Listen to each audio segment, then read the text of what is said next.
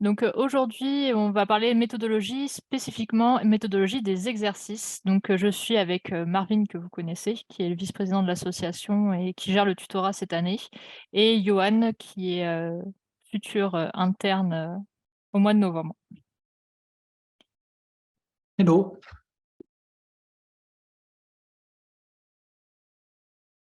Donc du coup, pour commencer, quels conseils on pourrait vous donner pour, travailler, les épreuves d'exercice? Parce que c'est une épreuve qui reste quand même assez sélective le jour J et qui peut paraître des fois un peu compliquée, surtout qu'on n'a pas de facilité dans les différentes matières.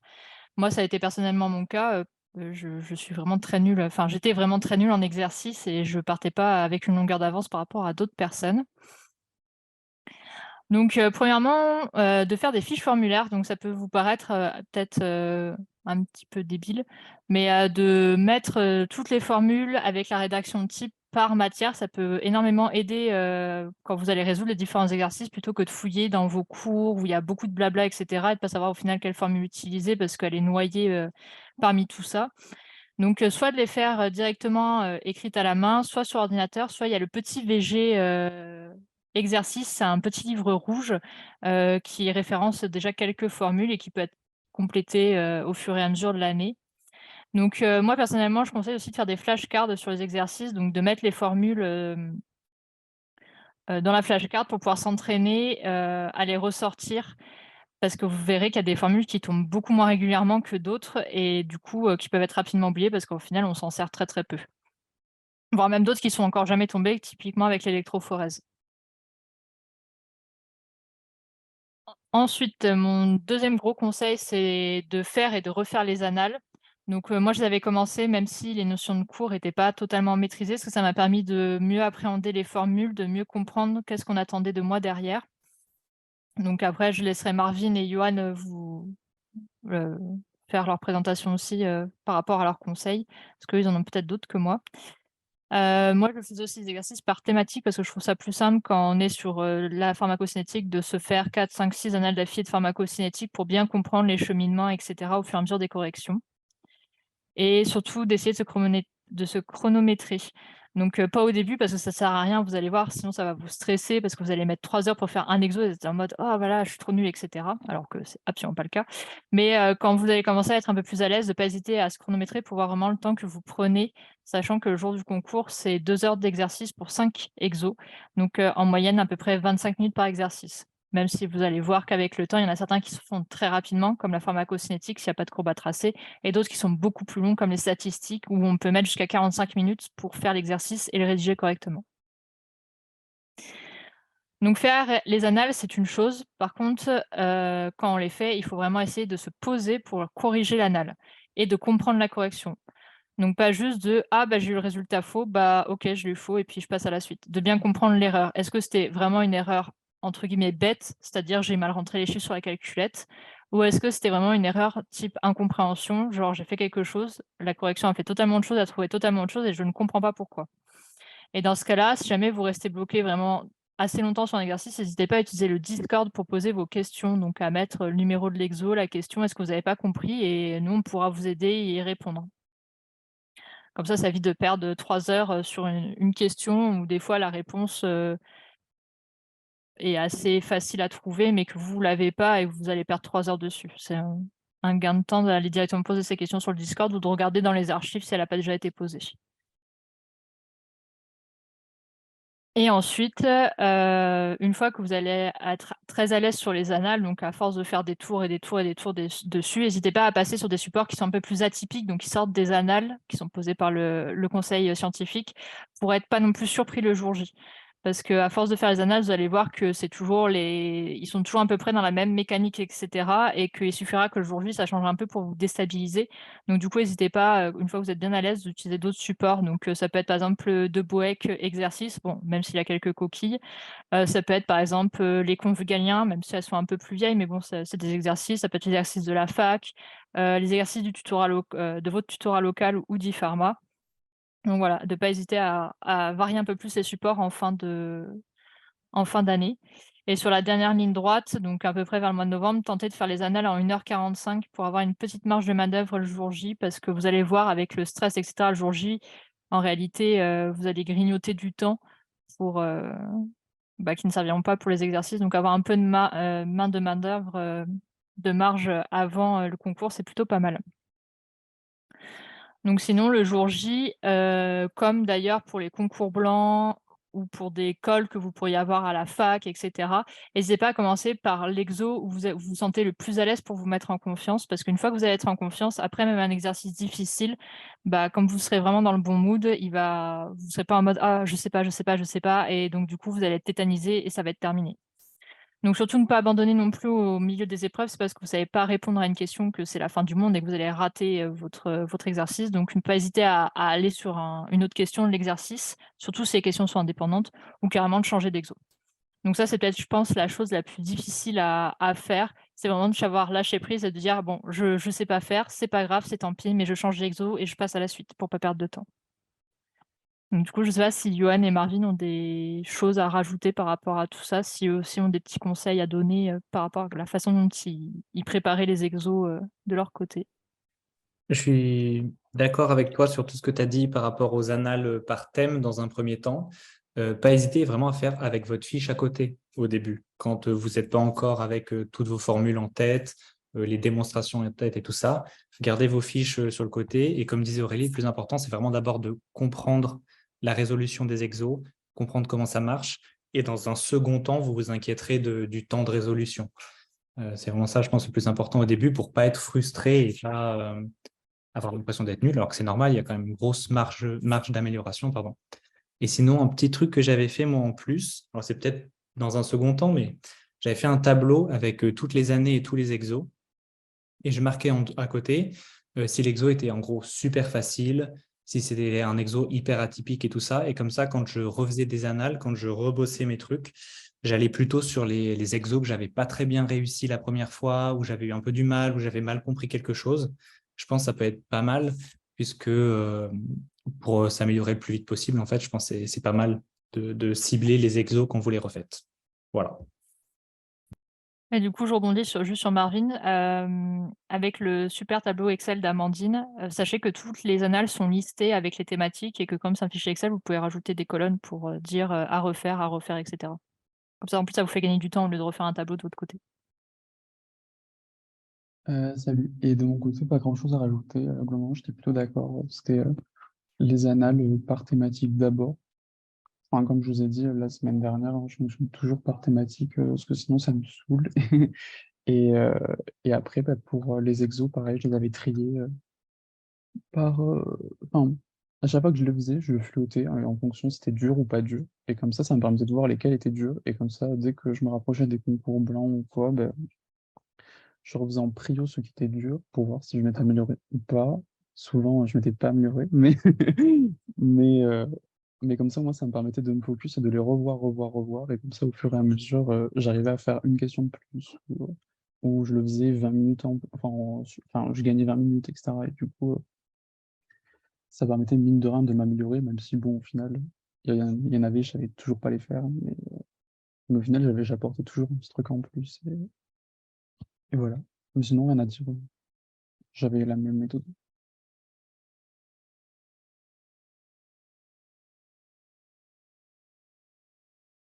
Donc du coup, là, on va parler méthodologie vraiment purement, de la rédaction d'un exercice ou de comment appréhender un exercice. Donc il faut savoir que les exos, c'est pas juste savoir trouver un bon résultat, c'est aussi savoir rédiger correctement parce que la rédaction vaut des points et ça, on le voit surtout beaucoup, dans les exos, type, radioactivité, enzymologie et statistique. Juste de mettre ta formule et ton résultat, ça pourra ne pas rapporter grand chose. Donc quelques petits conseils. Quand vous êtes devant un exercice, avant de se lancer, tête baissée et de faire, «Vas-y, je le fais, du premier coup, ça va marcher» et cetera. Toujours lire l'intégralité de l'énoncé avec un stabilo ou un crayon en main pour, repérer les données utiles et les souligner, surligner, entourer. De lire aussi l'intégralité des questions avec, parce que des fois les questions peuvent vous donner des pistes. Typiquement, il y a des fois des questions, d'après qui vous donnent des pistes sur la réponse qui est attendue à la première question. Donc ne pas hésiter quand vous guidez le sujet et avec ces questions, de mettre les formules au fur et à mesure qui vous viennent, soit sur une feuille de brouillon, soit directement sur le sujet, ça peut des fois aider. et à traduire aussi l'énoncé en schéma au brouillon. Moi, typiquement, c'est ce que je faisais plus en chimie analytique parce qu'il y a des gros énoncés des fois et on se dit: «Oh merde, mais qu'est-ce qu'ils vont me demander et tout, c'est trop compliqué». Alors qu'une fois qu'en réalité l'énoncé est traduit en schéma, bah, ça devient beaucoup plus simple et il y a plus qu'à dérouler l'exo pour le résoudre sans oublier, de dilution et cetera et cetera. Et au niveau de la rédaction, donc ça, il faut faire attention comme je disais, donc toujours, si jamais la formule a une loi associée, toujours écrire la loi et la formule littérale, plus de définir tous les termes de la formule avant de se lancer. Une fois que vous avez fait ça, vous pouvez écrire, la formule avec l'application numérique, donc avec, en remplaçant les lettres par des chiffres, plus ou moins les étapes intermédiaires de calcul, parce qu'il faut savoir que si jamais vous foirez sur votre résultat, mais que vous avez des étapes intermédiaires de calcul, vous pourrez avoir des points de raisonnement et ensuite vous donnez le résultat avec son unité. Il faut savoir que pas d'unité égale pas de points. Parce que, si par exemple vous mettez pas d'unité à, je sais pas, une clairance rénale, bah, ça vaut rien du tout et c'est conseillé, si jamais vous avez le temps, de d'écrire une petite phrase de conclusion, donc pas besoin de faire un gros pâté, mais juste de reprendre, le résultat et ce qui était demandé ou alors d'encadrer le résultat ou de le souligner. Est-ce que vous avez des questions avant qu'on passe du coup, un peu plus à ce qui était à préparer?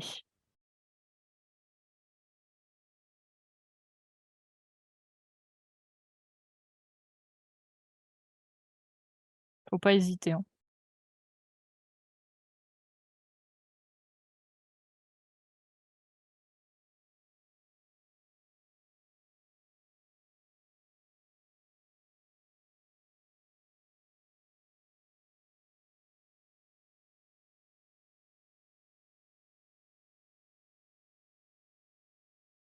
Alors, inspecteur gadget, du coup, souligné, encadré, c'est pas considéré comme un signe distinctif. Dans tous les cas, il faut par contre que tu le mettes pas dans une autre couleur. C'est-à-dire que si, par exemple, tu as écrit toute ta copie en bleu, tu restes en bleu. Mais ça peut aider au correcteur, surtout quand il y a une très grosse résolution, qui prend beaucoup, beaucoup de lignes, de pouvoir voir aussi le résultat final. Parce qu'il faut savoir qu'eux, ils corrigent beaucoup de copies en très peu de temps. Donc ça peut aussi l'aider un peu. Alors Darima, ça veut dire quoi? Écrire et dire la loi. Bah, par Mmh. exemple, tu écris sur ta copie, loi de Beer-Lambert, 2 points et après tu mets la formule. Ouais, voilà, typiquement Après, aussi. les conditions d'application, flemme, genre tu pas le temps. Enfin, si tu le temps, je pense que ça peut être chouette, mais en vrai, tu pas le temps. Ça peut être aussi la Enfin, loi enfin, d'atténuation des photons. Loi d'atténuation des photons, donc point et puis là tu mets la formule. Alors Maëlle, il faudra que je regarde de nouveau les papiers, mais en soi, il me semble de mémoire, c'était ceux que moi j'avais utilisés pour préparer le concours, donc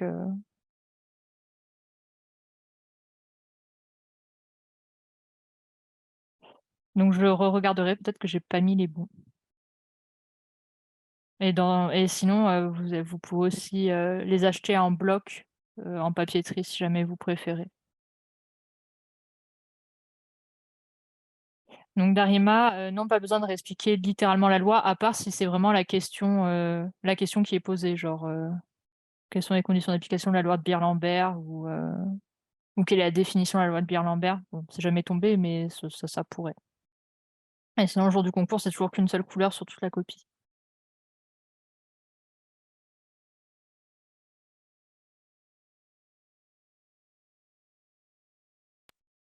Et ouais, aussi donc là, ça peut être un signe distinctif, du coup, 0 sur la copie, ça fait un peu mal. Du et coup, amener aussi plein de stylos, de la même couleur. ouais, gros conseil. Et aussi, je sais qu'on en a déjà parlé à la conférence de la semaine dernière, mais sachez que sur tous vos cahiers d'exercices, donc le petit livret où vous allez répondre aux questions, il y aura forcément, de quoi tracer un graphique sur tous les cahiers, mais ça ne voudra pas dire qu'il y aura des questions où il faudra tracer un graphique. Je le précise parce que je sais que chaque année, on a énormément de questions là-dessus sur le Discord. Ils donnent forcément le de quoi tracer le graphique, mais c'est pas forcément à utiliser.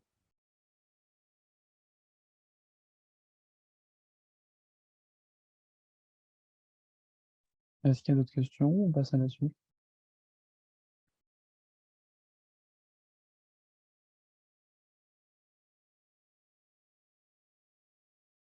Ok, ben on va passer à la suite. Donc du coup, la première question, donc c'était un peu plus général sur les graphiques au concours parce que c'est quelque chose qui tombe et peut faire assez mal si on fait pas attention. Et je sais que nous, chaque année sur les concours blancs ou sur l'école, des fois on voit des graphiques, qui sont limite. Donc du coup, pour vous, quels sont les éléments qu'on doit retrouver obligatoirement sur un graphique ou quelles sont les choses dont il faut faire, attention? Donc n'hésitez pas à prendre la parole en vocal ou à écrire dans le chat. Le titre, ouais, je suis d'accord, les unités aussi. Bon, je suppose que vous parlez des unités des axes. Le nom des axes aussi, ouais. Alors après, les échelles, ça peut être du semi-log ou du papier millimétré le jour du concours. Maëlle, l'échelle, oui aussi. C'est vrai que ça, j'ai pas trop pensé, à le mettre sur le diapo.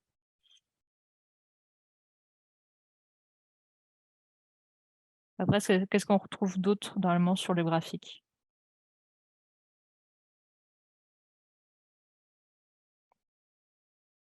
Il vous manque la courbe tracée, ouais, ça c'est plutôt pas mal. Alors l'équation de la droite, Camille, comme tu ne l'auras pas en théorie, oui. Ah oui, si, je vois ce que tu veux dire. Bah, en fait, l'équation de la droite, souvent, tu la mets sur, le cahier de réponse. Tu sais, tu mets question numéro 2, tu mets l'équation de la droite et après tu fais CF, voire papier millimétré pour la courbe. La légende, c'est plusieurs courbes, ouais, hyper important aussi. Bah, je crois que vous avez tout dit, vous êtes trop fort. Donc du coup, un graphique doit obligatoirement comporter un titre, 2 axes avec légende. Donc légende, sous-entendu, titre de l'axe, c'est si jamais il y a des unités d'indiquer l'unité.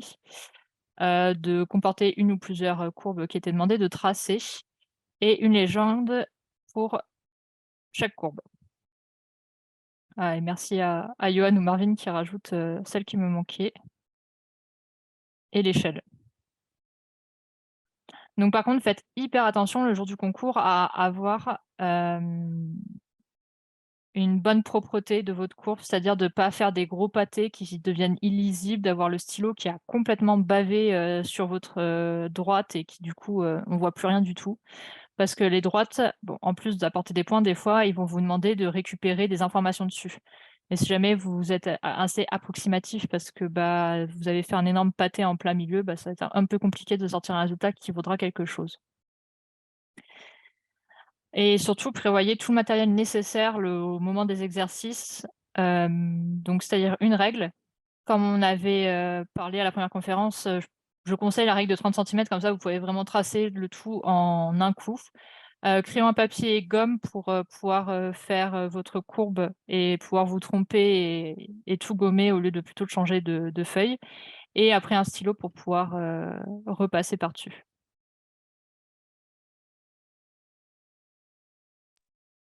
Pour moi, le titre, c'est le titre, genre, C'est le titre du on graphique. observe, voilà, on observe la décroissance de nanana. Et pour moi, plutôt, la légende, c'est genre courbe A, courbe B que tu mets si tu as deux courbes, par exemple, ou deux droites. Ou... Je précise laquelle est laquelle, parce que sinon le correcteur, il va pas regarder. Voilà. Et après, sinon, crayon ou stylo, moi je dirais plus stylo. Parce que Ouais, techniquement, le crayon est pas autorisé, mais. moi j'ai fait Et crayon puis repasser au stylo. Parce que je suis une grosse bille en courbe, hein. Il faut savoir que je mets 45 minutes pour en faire une donc et du coup, c'est pour ça que perso, je me suis toujours entraîné à faire des courbes au stylo, comme ça, je pouvais m'entraîner, c'était un gain de temps énorme. Et qui dit gain de temps dit plus de questions, dit plus de points potentiellement. Du coup, j'avais réfléchi stratégiquement à ce niveau-là. alors la légende, c'est que si on a plusieurs courbes alors, oui, mais par contre, il faut toujours donner une légende ou un titre avec des unités à tes axes. Et le jour du concours, c'est interdit d'utiliser plusieurs couleurs. De toute façon, vous verrez sur, les livrets, il y a les consignes et ils vont les redire le jour, de l'examen. Il y a marqué, je crois, en gros et en gras, vous avez le droit qu'à une seule couleur. Vous choisissez soit noir, soit bleu, tout le reste est considéré comme un signe distinctif. C'est pour ça que c'est hyper important de légender sa courbe. Enfin, quand il y en a plusieurs, de mettre, courbe A juste à côté de la courbe A et courbe B à côté de la courbe B, par exemple.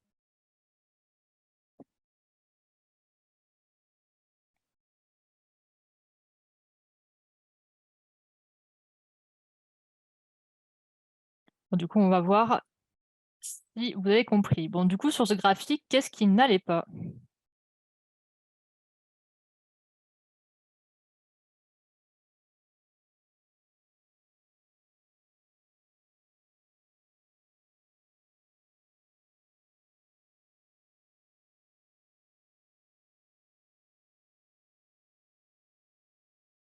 Ou alors, vous pouvez dire qu'est-ce qui va aussi au début. Alors, pas de trait de l'axe des ordonnées et pas d'unité. Oui, totalement.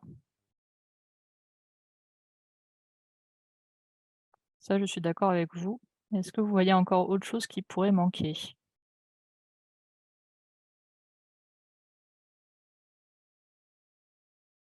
Abréviation T non explicitée, en effet.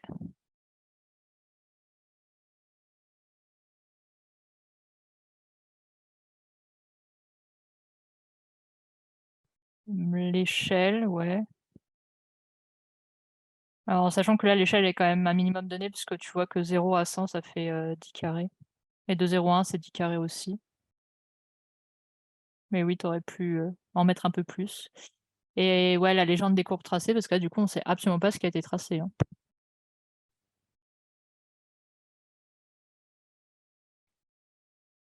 Bon, du coup, pour cracher un peu sur Lucas, c'était la courbe qu'il avait donnée en correction du concours blanc numéro 1 d'IFERMA. J'ai juste tronqué l'axe. Parce qu'en haut, il avait donné c'était la vitesse. Ou la concentration du produit, je sais plus. Y a-t-il des questions, du coup, sur les graphiques au concours? Est-ce que tout le monde a du papier millimétré et du semi-log chez lui ou pas du tout?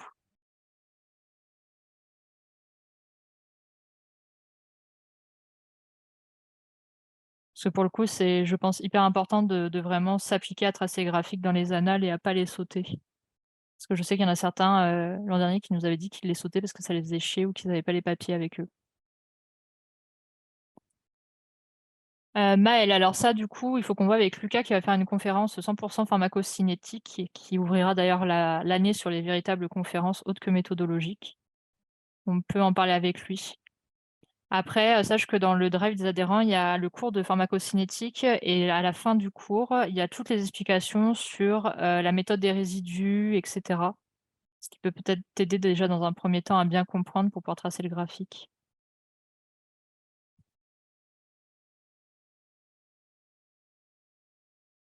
Mais oui, on va lui en toucher sur la fiche de PK, ouais.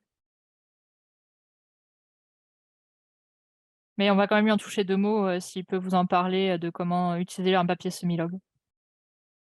C'est vrai que c'est peut-être pas intuitif, si vous en avez jamais utilisé.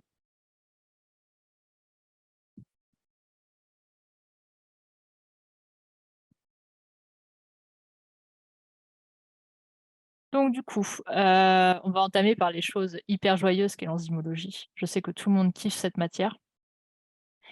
Donc l'enzymo, il y a quelques petites choses à savoir en fait avant qu'on se lance vraiment dans le vif du sujet. Donc ça peut être un cours qui est un peu difficile à maîtriser si on ne se penche pas vraiment sur les notions de base.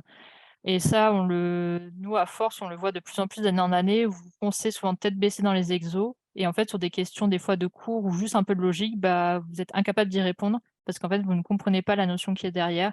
Typiquement, différence entre activité enzymatique, concentration catalytique, etc. Donc, surtout, en enzymologie, je vous conseille vraiment de vous pencher sur les notions de base, de bien comprendre les définitions, de bien comprendre les concepts qui sont derrière et seulement après de faire les exercices. Parce que vous verrez, les formules sont pas vraiment compliquées en enzymo et il y en a juste un peu beaucoup. Mais si vous comprenez pas les notions de base, les exercices, c'est un véritable enfer. Donc il faut faire attention parce que les exos d'enzymo, c'est beaucoup, beaucoup de dilution cachée dans les énoncés et ça, on peut vite se faire avoir et complètement foirer l'exo à cause de ça.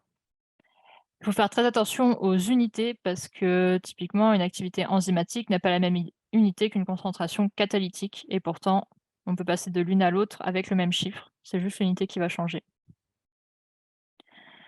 Et ça, ils s'amusent à vous tendre des pièges dans les annales. Pour les doublants, je pense que vous voyez très bien de quelle annale je suis en train de parler. Ou première question, calculer l'activité enzymatique. Deuxième question, en déduire la concentration catalytique. Il y avait 0 calcul à faire, c'était juste un changement d'unité. Et c'est aussi une épreuve à courbe, donc il faut absolument savoir les tracer et utiliser le papier millimétré. Donc sachez que j'en ai mis dans le drive de la conférence, en PDF un papier millimétré, comme ça vous évite d'acheter des blocs, si jamais vous les avez pas à la maison.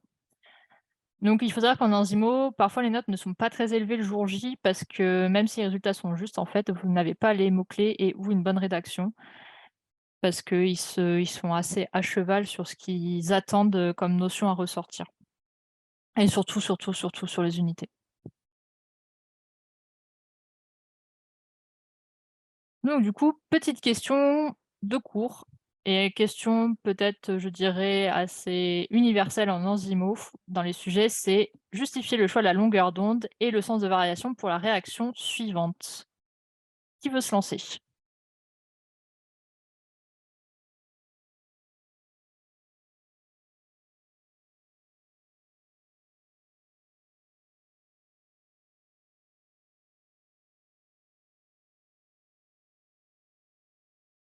Maëlle, je suis assez d'accord avec toi. Est-ce que certains voudraient compléter la réponse?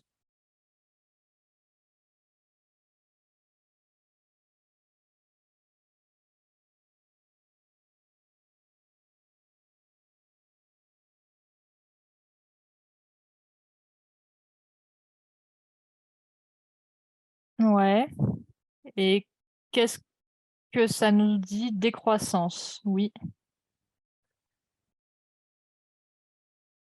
Ouais, le reste n'absorbe pas à 340, je suis assez d'accord.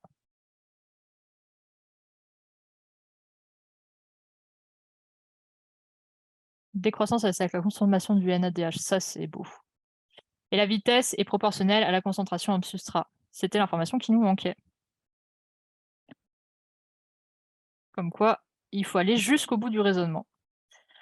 Donc je vous ai juste remis un petit schéma entre, la longueur d'onde et l'absorption pour bien voir que, à 340 nanomètres, en fait, il y a que le NADH qui absorbe et pas le NAD+, chose qui à 250 est le cas. Donc du coup, c'est pour ça qu'on choisit pas 250 mais 340 parce que seul le NADH absorbe à cette longueur d'onde. Donc on va observer une diminution ou une décroissance de l'absorbance au fur et à mesure de la consommation du NADH+, qui va être transformé en NAD. Donc la vitesse de décroissance de l'absorbance va être proportionnelle à la concentration d'enzymes dans le milieu réactionnel. Donc on parle de cinétique décroissante. Ça peut justement sembler pas difficile comme question, mais c'est ce qui sélectionne le plus parce qu'en fait, il y a plein de mots-clés qu'on ne pense pas à mettre et qui en fait, du coup, sont attendus sur les grilles et ce qui fait que du coup, les notes sont pas terribles, par Ouais, exemple. ça je suis assez d'accord avec Yoann, c'est une question que je pose régulièrement en concours, blanc et souvent en fait la réponse que j'ai c'est: «On absorbe à 300 enfin le NADH absorbe à 340, diminution de l'absorbance, point final». Et du coup, bah, malheureusement ça manque un peu de mots-clés. Ou la Mais là, NADPH, NADPH, il me semble que oui, c'est pareil. oui, c'est pareil. Ouais, c'est pareil. Et justement, là, normalement, ce qu'on vous a mis, c'est plutôt quali. Enfin, je sais que j'ai utilisé la rédaction qu'il y avait sur toutes les confs d'IFERMA et au final, au concours, je me suis retrouvé avec 31 sur 40, sachant que j'ai potentiellement chié un calcul. Donc, enfin, vous pouvez vous dire que ce qu'on vous donne là, c'est plutôt correct comme correction. Enfin, il doit y avoir un max de mots-clés dans ce qui est attendu. Voilà.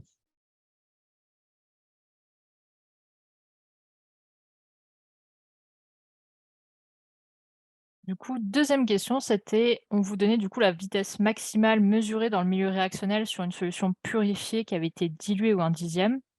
Et cette vitesse maximale était de 70 micromoles par millilitre par minute de produit formé. Donc on demandait de calculer la Vmax de la solution purifiée. Et dans un deuxième temps, on vous disait que la concentration en substrat dans le milieu réactionnel était de 5,6 millimolaires. Mes M se sont mal formés. Donc la vitesse mesurée était à ce moment-là de 56 micromoles par millilitre par minute et on vous demandait de calculer le km du milieu réactionnel. Donc du coup, avant que vous me sortiez tous les bons résultats, je voudrais juste qu'on revienne un peu sur ce que je vous expliquais de traduire l'énoncé et de décortiquer. Donc, du coup, quelles sont toutes les informations qu'on me donnait dans l'énoncé de cette question? Donc, j'avais un facteur de dilution, 1/10. On me donnait la vitesse maximale du milieu réactionnel qui était de 78, la concentration de substrat dans le milieu réactionnel qui était de 5,6 et la vitesse initiale dans le milieu réactionnel qui était de 56. Et qu'est-ce qu'on me demandait? De calculer la vitesse maximale de la solution purifiée, attention, et le km du milieu réactionnel. Donc, est-ce qu'on avait toutes les informations pour répondre? Oui, parce que pour répondre à la vitesse de la solution purifiée, on a bien le facteur de dilution et la Vmax du milieu réactionnel. Et pour répondre à la deuxième partie du km, on avait du coup la Vmax, la concentration et la vitesse initiale. Donc du coup, suite à cela, combien vaut la Vmax et combien vaut le km?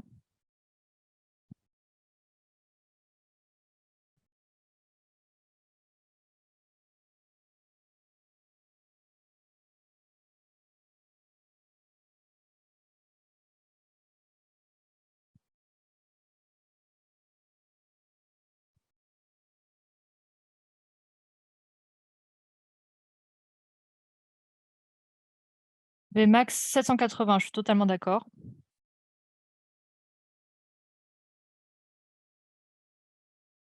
Et km 2,2 millimolaires, vous êtes trop fort.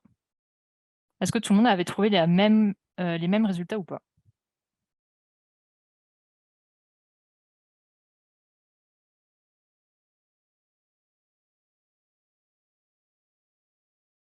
Et non, le km ne dépend pas des dilutions. Le km est spécifique à un couple enzyme-substrat. Donc, que tu sois dilué dans 45, dans 1/45 ou pas, on s'en fout. Le km restera le même. Ça, c'est the piège des annales. Le km ne subit pas les dilutions. Donc du coup, ça vous donne un peu un exemple de rédaction qu'on aurait pu faire. Donc, le Vmax avec ses unités, la petite phrase de conclusion et le km. Du coup, on donne sa formule, on donne la définition des termes. Ensuite, on applique la formule, donc application numérique, et on donne le résultat. Ce qu'on aurait pu rajouter, c'est par exemple l'équation de Michaelis-Menten. Ouais, je vous l'ai mise dans la correction en PDF. Je suis désolée, j'ai oublié de la mettre sur le diapo.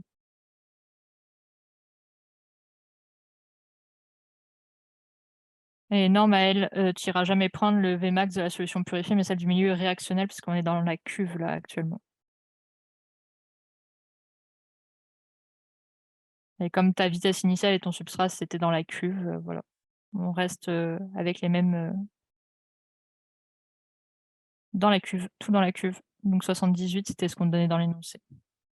Et on t'aurait dit calculer le km, de la solution purifiée, en fait, ça aurait été exactement la même chose.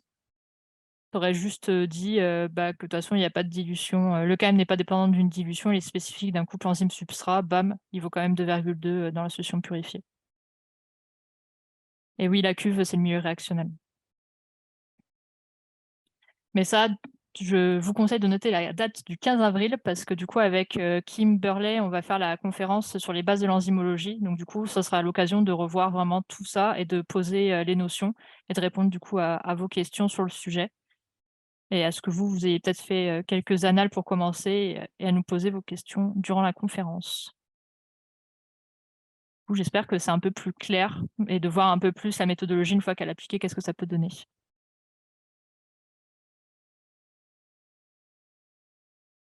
Je ne sais pas si vous avez des questions par rapport à tout ce qu'on vient de voir avant que je passe la main à Yoann.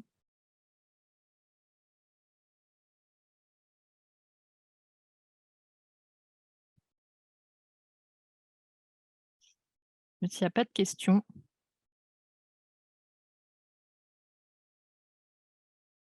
Donc du coup, maintenant, on va passer aux biostats. Les biostats, en fait, c'est les profs qui demandent le plus de temps potentiellement, enfin, au niveau de la rédaction. Il y a beaucoup de choses, comme vous pouvez voir sur le screen qui est à côté. Ce que je vous conseille, c'est de s'entraîner principalement avec la table de stage du concours. Donc elle ressemble à un petit livret. Je vous ai mis un petit design à côté pour voir grosso modo à quoi ça ressemble. Euh, Si vous pouvez l'imprimer de la même façon, c'est l'idéal. Comme ça, vous vous entraînez vraiment en condition. Ou alors, si vous connaissez quelqu'un qui a eu le concours ou qui ne l'a pas eu, enfin bref, qui a un exemplaire de cette table stat, bah, comme ça, vous pouvez le piquer et réviser avec. Enfin, moi, je sais que c'est ce que j'ai fait du coup. Comme ça, bah, toute l'année, je me suis entraîné avec la vraie table. Et comme ça, je savais exactement où est-ce qu'il fallait chercher l'info plutôt que, plutôt que de l'imprimer recto verso. Voilà, c'est un petit détail, mais on comprend ce qu'il y a. Et, euh, et après, je vous ai mis un screen des 8 grandes étapes à respecter pour une bonne copie de Biostat, hein. Donc, vous aurez tout détaillé sur une fiche dédiée à la fin de la con. Mais grosso modo, qu'est-ce qu'on fait? Donc, il y a la description de la variable, donc ça, elle est qualitative, quantitative en fonction du test, et on décrit la population et cette fameuse variable. Donc, par exemple, les femmes qui ont accouché avec ou sans césarienne, et la variable, du coup, c'est la durée. Le test, on l'écrit lui aussi, donc avec son nom, donc student, qui2, écart réduit, tout ça, tout ça. La taille de l'échantillon, donc c'est le n, supérieur, inférieur à 30, par exemple, ou s'il égale 68, 19, je sais pas quoi. Si c'est indépendant ou apparié, donc indépendant, c'est quand les deux groupes n'ont rien à voir, et apparié, c'est quand les deux populations, bah, c'est la même en fait. Et c'est la variable qui change. Le risque, alpha ou bêta, et on dit le, le pourcentage du risque. Bêta, c'est jamais tombé, mais bon, on sait jamais. Et après, c'est unilatéral ou bilatéral, ce qui va du coup conduire à votre hypothèse. Donc nul et alternative. Ensuite, en 3, donc il y a la condition de validité, donc c'est tout ce qui est bah, par exemple loi normale ou enfin, la somme supérieure à 5 pour les proportions, ce genre de choses. Après, bah, du coup, l'hypothèse, donc mu 0 égale mu machin, ce que vous pouvez voir et connaître, je pense, depuis un moment. Le risque bêta, c'est juste qu'il est jamais tombé dans les annales, du coup, je vous avoue que je m'en suis jamais servi. Mais après, on sait jamais, enfin, s'ils veulent être un peu bâtards, ça peut tomber, mais je pense pas trop, quoi. Enfin, si déjà vous savez le faire avec alpha, c'est déjà très bien, pour commencer. Oui, c'est ça, c'est ça, c'est ça. C'est un moins alpha, mais voilà. Ensuite, du coup, il y aura les estimations. Donc, au niveau de la population générale, c'est plus les lettres grecques, genre mu, sigma, sigma carré. Et l'échantillon, donc c'est bah, les lettres que vous pouvez connaître, hein, M, P, S, S carré. Et donc, du coup, il faudra décrire à chaque fois, parce que du coup, c'est de la rédaction, et c'est des mots-clés à ce niveau-là pour être un peu carré. Euh, Ensuite, du coup, les paramètres de votre test, donc ça va être la formule avec le calcul et la valeur à la fin. Et après, ben, on dit si c'est supérieur ou inférieur avec le nombre de DDL que vous pouvez voir sur la table stat. Et en fonction de votre énoncé, vous en déduisez. Et après, rejet, non rejet, la petite phrase de conclusion, comme tous les exercices de base. Et, euh, et grosso modo, voilà. Du coup, on va passer à la question que vous avez à préparer.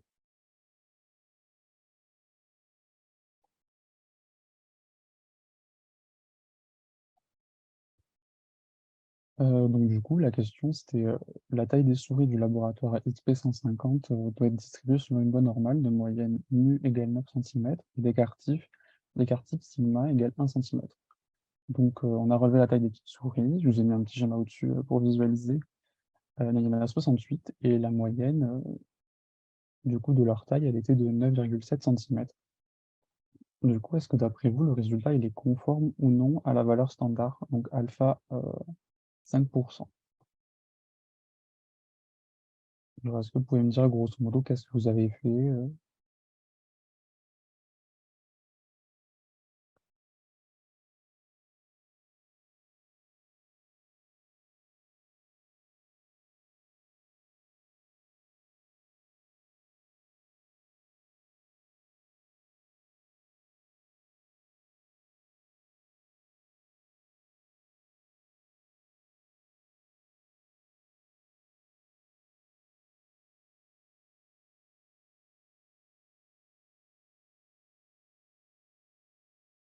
Oui.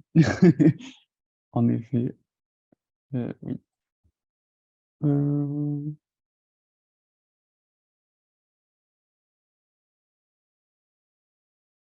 Du coup, vous avez fait quoi comme test, par exemple?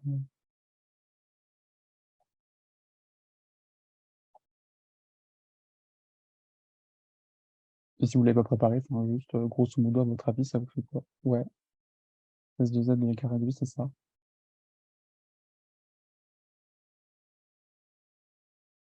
Et du coup, tu dis quoi, par exemple, sur le test? Il est comment?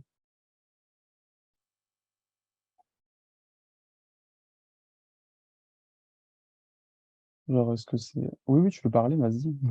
C'est plus simple. On m'entend? Oui. Oui. Du coup, d'abord, je donne le titre du test. Du coup, c'est comparaison d'une moyenne observée à une valeur théorique. Ensuite, je dis que du coup, on utilise le test Z de l'écart réduit avec, parce que je le mets entre parenthèses n supérieur ou égal à 30, c'est la condition. Le risque alpha ici, il est à 0,05. La seule condition d'application de ce test, c'est avoir les n supérieurs ou égal à 30. Les hypothèses, c'est H0, l'hypothèse nulle, du coup, c'est avoir une moyenne et que la moyenne observée est égale à la moyenne théorique, donc est égale à 9 cm. Et l'hypothèse alternative, c'est que c'est pas égal, c'est différent. Et du coup, c'est une loi bilatérale. Ensuite, du coup, je donne l'expression de Z0.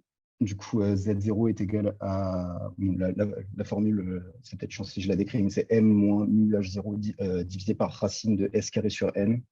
Donc, j'ai fait le calcul. Je trouve un 5,77. Je dis que la valeur seuil, c'est Z de 0,05. D'après la table, c'est 1,96. Du coup, Z0 on a obtenu, il est supérieur au Z seuil. Du coup, on rejette H0 devant alpha. Du coup, on peut en conclure que la différence entre la moyenne obtenue et la moyenne théorique, elle est significative. Et du coup, le résultat, il n'est pas conforme.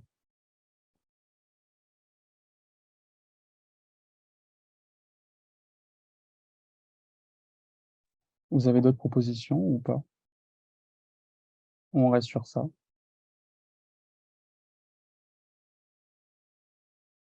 Ou si tout est bon, on va rester sur ça. Donc du coup, bah, la population, c'était les souris du laboratoire. On n'a pas besoin de préciser le labo, hein, on s'en fout. La variable, du coup, x, donc c'est la taille des souris en centimètres, c'est une variable quantitative. Le test, c'est le test de l'écart réduit, donc on compare une moyenne observée à une meilleure théorique.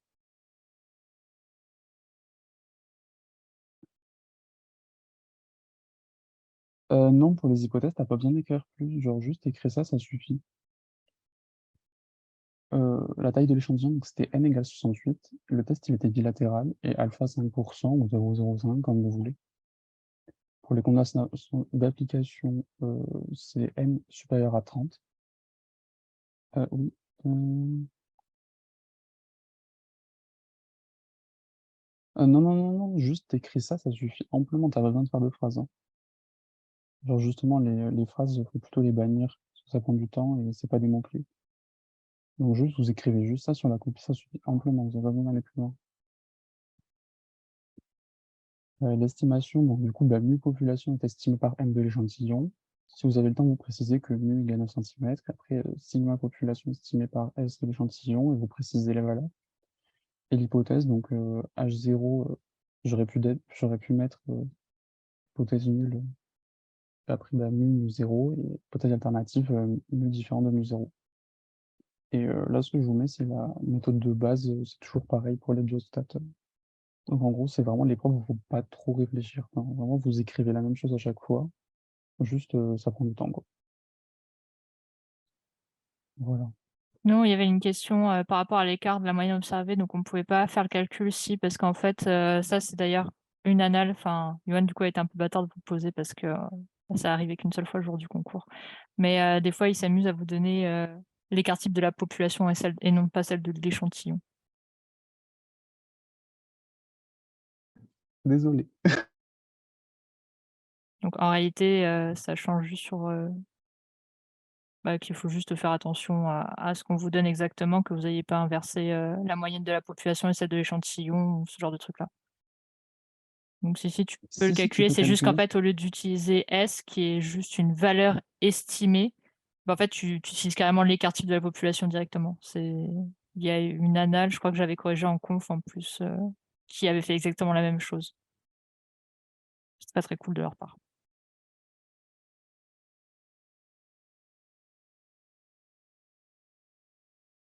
Donc on va passer à la diapo suivante, si vous voulez, pour la fin de la rédaction. Donc du coup, il y a le calcul. Donc Z observé, donc c'est mu moins mu0 divisé par du coup un racine carrée de S carré sur racine de N. En souligné, oui, souligné. Je vous ai mis les formules à apprendre un peu par cœur à chaque fois lors de mes 3 exos. Donc du coup, grosso modo, vous apprenez cette formule et vous pouvez la caler partout dès qu'il y a le même test. Et normalement, vous êtes censé trouver 5,77, si je ne me suis pas trompé dans le calcul. Et donc du coup, on regarde la table de stats. On voit du coup que pour la population, on était sur alpha 5%, donc c'est 1,96. Et donc le résultat qu'on a observé, donc il est supérieur à la valeur du test, donc 1,96. Et donc c'est rejet de H0 au risque alpha 5%. Donc on peut dire que la différence, elle est significative entre la moyenne observée et la valeur théorique. Et donc, du coup, c'est pas conforme à la valeur standard. Enfin, ça ne semble pas conforme à la valeur standard. Au risque alpha 5%, évidemment. Voilà. Est-ce que c'était un peu clair ou pas du tout? Vous allez me dire, c'était nul.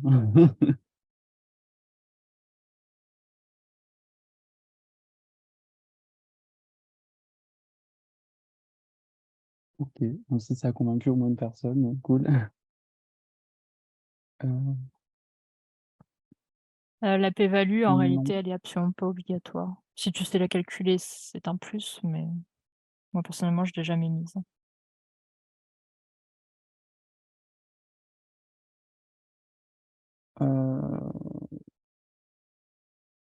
Espérant, c'est-à-dire, j'ai Bah, jamais je vu. vais regarder du coup, Maëlle, ce que c'était l'espérance, parce que tu avais posé la question un peu plus haut, et pour moi, ça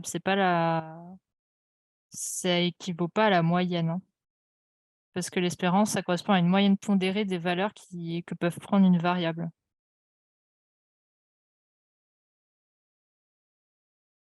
Ah, je connaissais pas l'espérance, désolé. Mais en tout cas, il y a déjà des copies qui ont eu 40 sur 40 et ils n'ont pas du tout parlé d'espérance, ils parlent de moyenne à chaque fois. Du coup, je t'avoue, je te conseillerais de pas trop te prendre la tête avec ça. Après, si tu sais faire la différence et tout, ça peut être un plus, mais Mais normalement, ouais, ça n'a jamais été attendu.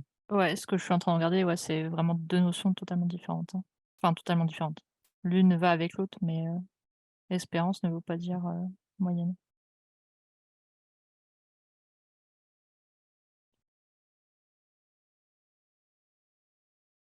Réexpliquer quoi pour l'écart type? De pourquoi on fait l'écart type et pas student? Si c'est ça, c'est juste parce qu'en fait, le n est supérieur à 30. Du coup, on se prend pas la tête et on fait un student. Enfin, on fait un écart réduit alors que student. Ah, attends, mais je laisse Aurélie expliquer du coup. Bah, en fait, Oui. il y a des exos où on vous donnera. Attendez, je reviens dessus. En fait, il y a mu et sigma. C'est les valeurs qui sont pour la population. Et normalement, vous prenez votre population, vous extrayez un échantillon pour faire vos tests statistiques. Sauf que parfois, ça arrive que l'énoncé vous donne directement les valeurs de la population et non celles qui sont estimées via l'échantillon. Donc du coup, là, on vous donnait l'écart type directement de la population, donc pas celle qui était estimée. C'est pour ça qu'il fallait la prendre. Je sais pas si c'est plus clair du coup, Maëlle. Et si vous voulez, je vous retrouverai le numéro de l'annale qui s'est amusé à faire exactement la même chose.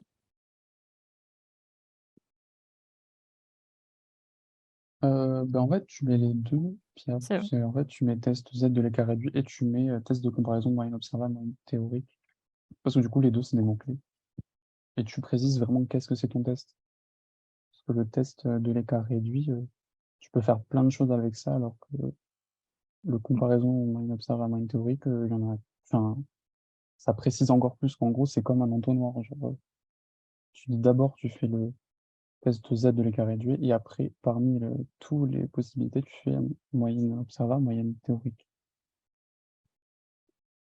Enfin, en tout cas, je fonctionne toujours comme ça, niveau mots-clés, si on essaye d'aller du plus généraliste au plus précis. Donc le test Z de l'écart réduit, par exemple, peut être aussi 2 moyennes comparées dans des Ouais, échantillons non appareillés. C'est aussi un test, de l'écart réduit. ouais, ou deux moyennes échantillons indépendants, ou deux moyennes échantillons avariés, les proportions aussi, proportions observables, proportions théoriques. Enfin, en vrai, l'écart réduit, tu l'utilises un peu partout. Genre, vraiment, tu peux l'utiliser partout. Ouais, pour les proportions. Genre, c'est un peu le test un peu fourre-tout.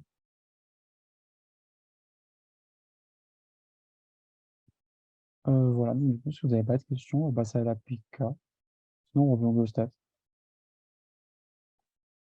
Donc, le temps que vous posez des questions, s'il y en a, je passe à la PK. Donc, la pharmacocinétique, globalement, c'est pas l'épreuve la plus difficile. Enfin, c'est globalement que des formules. On te donne tout dans l'énoncé, il faut juste faire le calcul. Du coup, avec de l'habitude, vous pouvez les faire assez rapidement, si vous avez compris. Sauf quand c'est un graphe, forcément, ça prend plus de temps parce que le temps de faire le graphe. Mais donc, du coup, pour l'énoncé, donc il y a le médicament, enfin, il y a un nouveau médicament. En gros, il a été administré à un patient par voie IV à 400 mg et sa concentration initiale après l'injection elle est de 2,3 mg par millilitre. C'est pas beaucoup. Et la demi-vie, elle est de 1,5 heure. Du coup, en question 1, ce que je vous demandais, c'était de calculer le volume de distribution du médicament. Et donc, quelle formule vous avez fait pour faire ce calcul-là?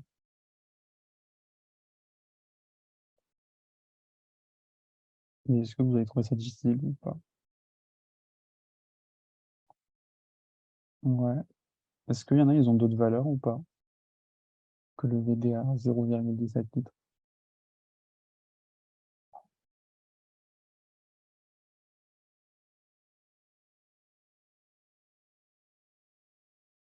Et je vois qu'il y a des pouces. Ouais, c'est ça. Et du coup, ok. Et pour la clairance, tu trouvé quoi du coup? C'était la question numéro 2.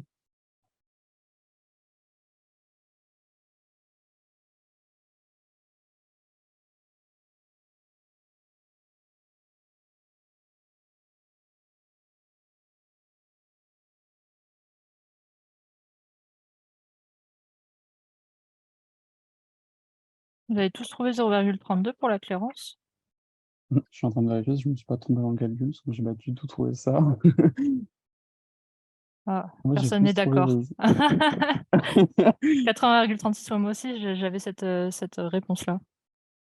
Moi, j'ai plus 0. Ouais, ouais, c'est ça, Qu'est-ce j'ai que tu as fait, 88. Gaspard, avec ta calculette, du coup?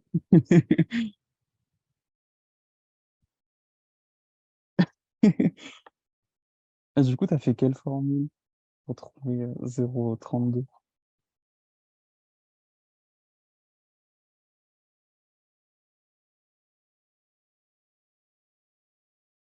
Mais sinon, je reviens à la question. Ouais, c'est VD 2 sur C0. Est-ce que c'est valide s'il n'y a qu'un compartiment? Bah, en vrai, oui, je peux quand même utiliser si c'est pas précisé. De toute En façon, vrai, là, il tu es faut sur pas. du monocompartimental, hein. Ouais. Enfin, j'ai essayé de préciser par voie directe, mais sans dire que. Enfin, je voulais pas vous embrouiller, en gros. Je voulais juste expliquer des formules basiques.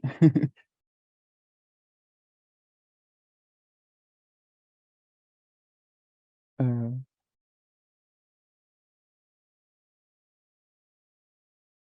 donc, du coup, bah, pour la question niveau rédaction, ça. Enfin, faut pas trop se prendre la tête. En PK, juste, bah, la formule, donc VD égale 2 sur C0. Euh, on calcule, donc 400 sur 2,3 et on met le résultat, donc 173,81 millilitres. On peut mettre millilitres ou litres, comme vous voulez. L'unité n'était pas précisée dans la question. Par contre, si c'est précisé, du coup, là, il faut mettre dans l'unité qui est attendue, sinon vous n'avez pas les points. Et après, on met la petite légende. Donc, dose est égale enfin, D, c'est la dose, c'est 1 mg, c'est 400.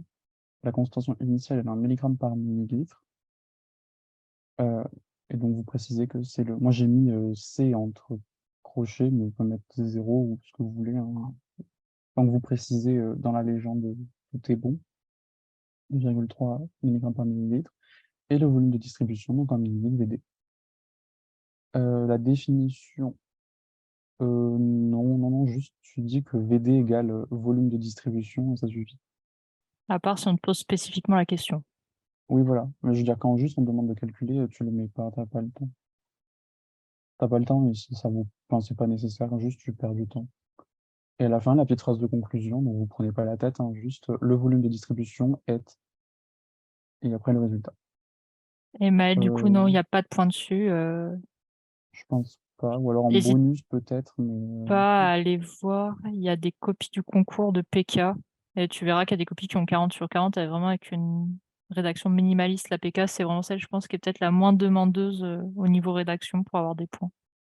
Donc hmm, le raisonnement est là, que le résultat est là, et que vous avez au moins défini, enfin, mis votre formule et défini les termes. Eux, ils s'embêtent, même la phrase de conclusion, il y a des copies où ils l'ont pas, ils ont quand même eu tous les points. Donc, c'est pas l'enzymo, la radioactivité. Oui, ils sont cool. Et pour la question 2, du coup, c'est la clairance. Donc, d'abord, on passe par le KE, c'est la constante d'élimination. Donc, KE égale LM2 sur T1 demi, vous avez la demi-vie à 1,5 heures. Et du coup, on trouve 0,46. Et après, on réutilise ce KE pour la clairance. Donc, clairance égale VD fois KE. Et donc, normalement, grosso modo, vous trouvez 80 millilitres par heure. Et après, on met la petite phrase de conclusion, la clairance est de 80 millilitres par heure.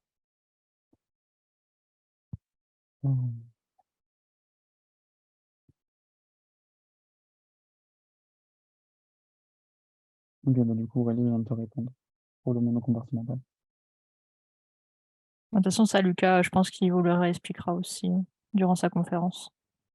Je sais pas quel sujet d'anal il a choisi, mais il y a de fortes chances qu'il prenne un truc simple, un truc un peu plus compliqué. Et ouais, moi, je vous conseille de toujours écrire une phrase de conclusion. Enfin, quand vous vous entraînez, après, bah, le jour J, vous faites en fonction de ce que si vous avez le temps ou pas le temps, quoi. Genre, dans l'idéal, je savais que perso, il fallait le faire. Il y a des exos, bah, j'ai pas eu le temps. Juste, il n'y avait pas le temps, quoi. Mais dans l'idéal, ouais. Faites toujours des phrases de conclusion, je vous conseille. On sait jamais. Ça peut gagner des points, et en plus, bah, c'est des points pas difficiles, puisque bah, vous avez juste à faire une phrase un peu débile. Voilà.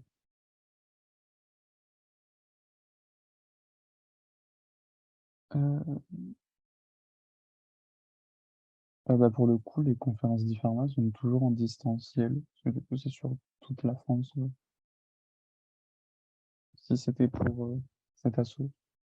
Sinon, si c'est pour ton tuto local, je sais pas du tout pour répondre. Sinon, c'est tout est bon pour la PK. On peut passer du coup à la chromato. Donc au niveau de la chromato, j'essaie de faire un exo simpliste, enfin basique de chromato, avec juste des petites questions comme ça, je ne prends pas la tête. Et donc du coup, il y a une nouvelle chromato que vous allez utiliser avant le stage d'externat. Donc on vous dit grosso modo les caractéristiques de la chromato, avec du coup un diamètre à 7 mm, une longueur de 12 cm et une colonne à 18, enfin 18 500 plateaux au mètre. Et, et après que c'est mélange eau et méthanol, mais ça, pour l'exercice, on s'en fout. Et après, les temps de rétention, donc le temps de rétention de A à 12,3 minutes, pardon, et B à 16,5 minutes. Et donc, en question 1, je vous demande l'efficacité de la colonne, et en 2, la résolution des pics A et B. Et après, qu'est-ce que vous pensez de cette valeur, de la résolution?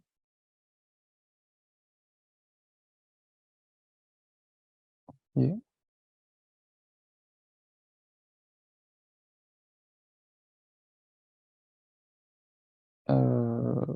Est-ce que vous avez trouvé d'autres valeurs ou pas?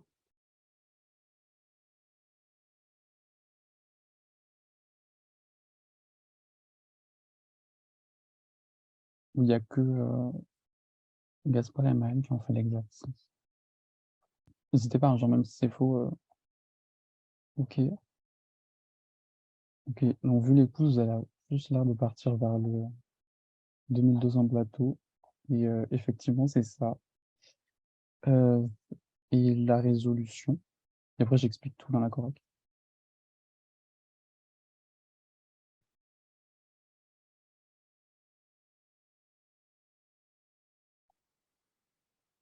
La résolution, vous avez trouvé comment? Est-ce qu'elle est bien, pas bien? Quelle valeur?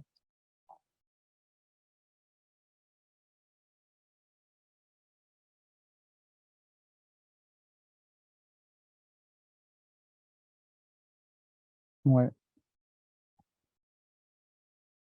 ok. Bah, la résolution, je suis d'accord avec vous. Ouais, c'est ça. Ok, bah du coup, on passe à la correcte. Je vais détailler. Donc du coup, euh, j'ai fait une petite phrase d'explication, parce que peut-être que ça vous dit pas grand-chose, mais en gros, n, c'est le nombre de plateaux théoriques sur la colonne, et du coup, ça reflète l'efficacité de la colonne. Donc en gros, c'est pour avoir des bons pics. Et, euh, et donc, quand on vous dit quelle est l'efficacité de la colonne, en gros, on vous demande juste de calculer le n. Donc dans l'énoncé, on vous dit que la longueur, elle est de 12 centimètres et que la colonne, elle est de 18 500 plateaux au mètre. Et donc, même si à la formule n égale L sur H, en fait, il faut juste faire un produit en croix. Non, pour l'efficacité, tu lui donnes juste le n, ça suffit. Faut pas se prendre la tête avec le H. Donc HEPT, hauteur équivalente à un plateau théorique. Faut pas du tout se prendre la tête avec ça, juste le n, ça suffit.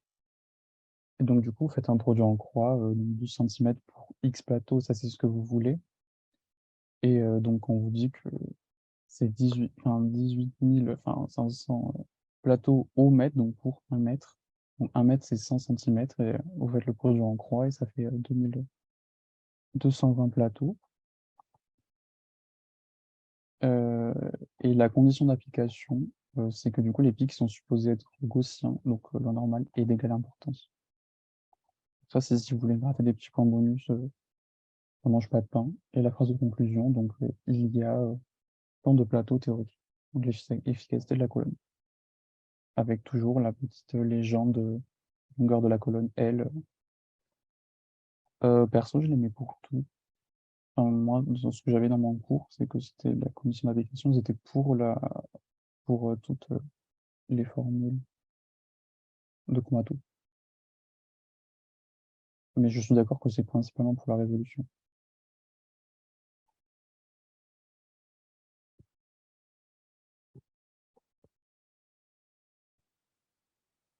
Et ensuite, la résolution, donc il y a deux méthodes. Donc, soit la méthode super longue, avec les formules de base, ou alors la méthode beaucoup plus rapide avec une formule simplifiée qui provient de cette grosse formule de base. Donc il y a le n égale temps de rétention au carré sur sigma carré. Donc si vous expliquez, ça fait sigma égale temps de rétention sur racine de n. Et donc on fait les calculs, on a sigma A, sigma B, 0,26 cm et 0,35 cm. Et après vous faites la grosse formule de résolution. Temps de rétention B moins temps de rétention A divisé par oméga B sur 2 plus oméga A sur 2. Et si vous simplifiez, en fait, 1 oméga, c'est égal à 4 sigma. Et après, vous faites le calcul, la résolution, et ça fait 3,43. Donc on voit que la résolution est de 3,43. Or, une bonne résolution, c'est censé être supérieur à 1,5, parce que 1,5, c'est 99,7% la surface du pic, que c'est censé être gaussien. Et condition d'application, ce pic supposé gaussien est égal à l'importance. En considérant que NA égale NB. Ça, c'était la méthode longue. Et la rapide, en fait, c'est juste la résolution, c'est racine de n sur 2 fois TRB moins TRA sur TRB plus TRA. À froid, si vous voulez le refaire, la formule juste au-dessus, c'est exactement pareil que celle que je vous présente là. Donc, je vous conseille c'est d'appliquer la méthode juste là. Mais je vous ai quand même mis les deux explications parce qu'il y a une annale où, dans la correct officielle, il précise que la méthode longue, mais en fait, on peut aussi le faire avec la rapide. Du coup, je vous ai mis les deux. Et donc, du coup, bah, si vous simplifiez, vous trouvez le même résultat. Et après, bah, du coup, j'ai mis la même conclusion parce que c'était la méthode de votre choix. Donc, toujours la résolution à 3,44 et toujours bonne parce qu'elle est supérieure à 1,5. Les conditions d'application sont toujours les mêmes. Voilà. Est-ce que vous avez des questions ou pas?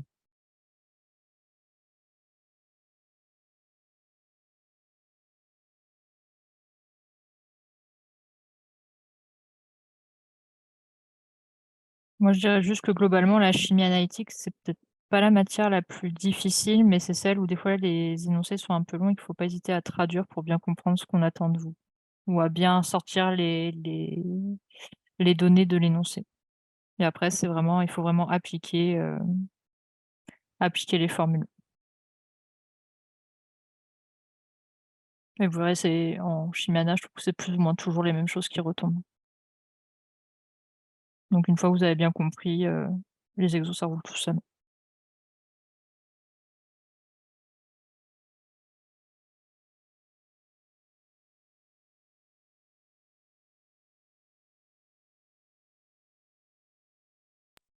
Hop, alors, du coup, je vais finir la conf avec les deux derniers mini-exos, celui de Radio-A et celui d'Épidémio. Donc, pour la Radio-A, comme l'avait dit Aurélie tout à l'heure, ça fait partie d'une des matières en exo où il y a quand même pas mal de points sur la rédaction. On attend de vous que vous disiez quand même un petit peu plus que ce qui est dit clairement dans l'énoncé de la question, à définir un petit peu et tout ça. Donc ici, c'est un début d'énoncé, un classique. On vous donne donc un radionucléide, la façon dont il se désintègre, des valeurs d'activité, le nombre d'Avogadro. Généralement, il le donne tout le temps. Il ne me semble pas que ce soit déjà arrivé qu'on vous demande de le connaître par cœur. Et je vous ai donné aussi les numéros atomiques des éléments autour du sodium, à savoir que il n'y a pas à connaître la classification périodique par cœur. Il n'y a pas à connaître 2Z par cœur. Pour la radio A, à chaque fois, il vous donne un petit tableau où les numéros atomiques des atomes autour de celui qui nous intéresse. Ce n'est pas comme en PACES, je sais qu'il y a certaines facs qui le font apprendre par cœur. Ce n'est pas le cas ici. Du coup, la première question que je vous posais sur cet exo, c'était sur l'équation de désintégration. Donc, je vous demandais de donner l'équation de désintégration du sodium 24 en identifiant le noyau produit, le symbole, le numéro atomique et le nombre de masse. Est-ce qu'il y en a qui veulent dire un peu ce qu'ils ont mis dans leur réponse? Sans forcément, comment dire, réécrire l'équation de désintégration ou la dire, c'est un petit peu barbare, mais au moins les éléments qu'il faut retrouver dans ce type de question lorsque vous rédigez votre réponse. Je suis chaud, bah, vas-y Gaspard, let's go, prends le micro. Si tu On veux. m'entend? Yes. Bon, du coup, j'ai commencé par. Je fais toujours d'abord le schéma de désintégration en premier et ensuite je fais mon blabla en dessous. Donc, du coup, on partait donc, du sodium 24, une réaction bêta- qui donnait du coup du magnésium 24,12 avec un électron, un antineutrino électronique et entre parenthèses le photon gamma, parce qu'il peut y avoir une émission gamma à côté en plus, mais là, il n'y avait rien qui nous permettait de savoir si c'était le cas ou pas en plus. Donc après le blabla, je dis que c'est une désintégration bêta, que c'est une transformation isobarique avec l'émission d'un électron et d'un antineutrino électronique, que le noyau X émis, du coup, c'est un noyau de magnésium, que le A, c'est le nombre de masse qui est égal à 24, que le Z, qui est le numéro atomique, est égal à 12. Et la méthode que je suivais déjà l'an dernier, j'énonce toujours la loi de Stodi quand je fais ce genre de réponse. Et du coup, j'écris en dessous la loi de Soddy et je dis que c'est conservation de masse atomique, du nombre de charges, de l'énergie totale de la réaction, de la quantité de mouvement et du nombre de spins. Ok, ok, bah, c'est top. Donc, comme tu as dit, commencer toujours par l'équation, c'est quand même le plus logique et le plus simple. Tu as bien précisé donc, que tu parlais de la transformation isobarique. Ça, c'est un truc qui est quand même, c'est un peu tout le temps le cas, sauf pour les réactions alpha, par exemple, enfin les désintégrations alpha. Donc, vous pouvez le citer. C'est pas dit qu'il y ait nécessairement un point là-dessus, hein, que ça compte comme un mot-clé, mais ça arrive, donc ça ne mange pas de pain, c'est un petit mot. Comme tu as bien dit, en fait, vous marquez votre équation, donc le E- qui représente l'électron, le nu minuscule E barré qui représente l'antineutrino. Il faut bien les définir, donc comme ce que tu as fait, que ça représente un électron, un antineutrino, même si c'est des notations internationales euh, classiques que tout le monde utilise, hein. Donc voilà. Donc il y a quelqu'un qui pose la question, est-ce qu'il y a toujours émission du photon gamma? C'est pas juste conservant l'état fondamental. Alors, on va parler des photons gamma parce que c'est vrai que c'est une question qui revient souvent au cours de l'année par rapport à la radioactivité. Est-ce qu'il faut le mettre systématiquement? Je sais qu'il y a certains profs dans les facs qui disent bon, au pire, vous le mettez, on ne va pas vous enlever les points si vous l'avez mis. Il y en a qui disent non, il faut le mettre que si on vous l'indique dans l'énoncé. Alors, ma réponse, qui n'est pas forcément la bonne réponse, mais voilà, je vous donne mon avis, c'est que dans l'item de radioactivité, on vous cite bien qu'en fait, il y a les principaux radioisotopes à connaître. Et donc, pour ceux-ci, vous devez savoir un peu comment ils se désintègrent, ce qu'ils produisent. Ça, on peut vous le demander en QCM, typiquement. Donc, c'est vraiment des choses qui peuvent être attendues. Et en l'occurrence, bon, pour le sodium 24, il y a bien une émission gamma après le bêta-. Voilà. Très clairement, voilà, et comme par hasard, les principaux tombent souvent en exo. Mais en fait, voilà, hein, comme dit Aurélie, il n'y a pas vraiment de hasard. C'est ceux qui ont un intérêt médical, on va dire. Donc, typiquement, l'iode aussi, voilà. C'est jamais des trucs complètement farfelus. Bon, là, très clairement, je ne pense pas que vous auriez perdu des points si vous ne l'aviez pas mis. Mais bon, à vous de voir à quel point vous voulez bosser la radio A et vous investir dedans. Je vous laisse voir. En tout cas, c'est sûr que ce n'est pas la priorité quand vous commencez la préparation aux exos d'apprendre par cœur qui fait des gamma ou pas. Hop, donc ça, Casper, il a bien dit. Ensuite, sur la diapo qui suit, donc, comme ce qui a été dit avant, dans la question, vous précisez bien d'identifier le noyau. Donc, même si vous l'avez mis dans l'équation de désintégration, vous pouvez le reciter avec le numéro atomique, le nombre de masses, comme ce qui a été fait. Pareil, la loi de Soddy. Donc, en fait, la loi de Soddy, je ne sais pas si ça vous parle particulièrement parce que vous n'avez peut-être pas encore révisé la radio A, eu vos cours à la fac et tout ça, donc il ne faut pas s'en faire.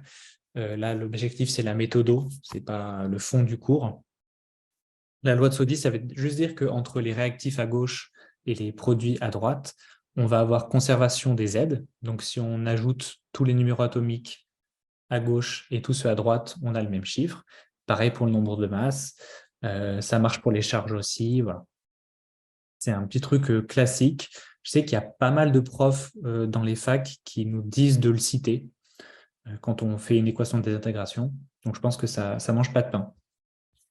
Et j'avais rajouté 2-3 petits trucs, mais vraiment pour être extra sur la rédaction, c'est que pour le bêta-, c'est une énergie continue qui est émise et que ça survient avec une plus grande probabilité quand le noyau est en excès de neutrons. Mais voilà, ça, c'est quand même accessoire, mais ce n'est pas impossible de trouver un point là-dessus.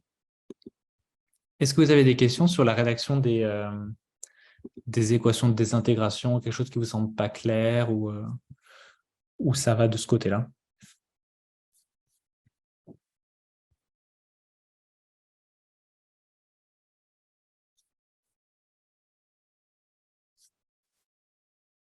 C'est bon? Ok, top. Alors ensuite, je vous posez une question pour le calcul de la période radioactive.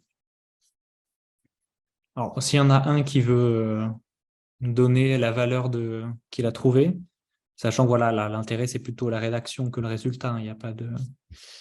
Ok, donc là, j'ai un T égale 15 heures.